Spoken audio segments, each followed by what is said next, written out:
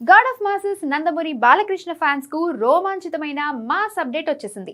వీరసింహారెడ్డి లాంటి black buster తర్వాత Balayya, director Gopichand Malineni combination లో వస్తున్న క్రేజీ ప్రాజెక్ట్ ఎన్బికే 111 షూటింగ్ ఇప్పుడు నెక్స్ట్ లెవెల్ కు చేరుకుంది. ఈ వారం బాలకృష్ణ ఈ సినిమా నెక్స్ట్ షెడ్యూల్ కోసం నేరుగా ముంబై సిటీలో ల్యాండ్ అవ్వబోతున్నారు.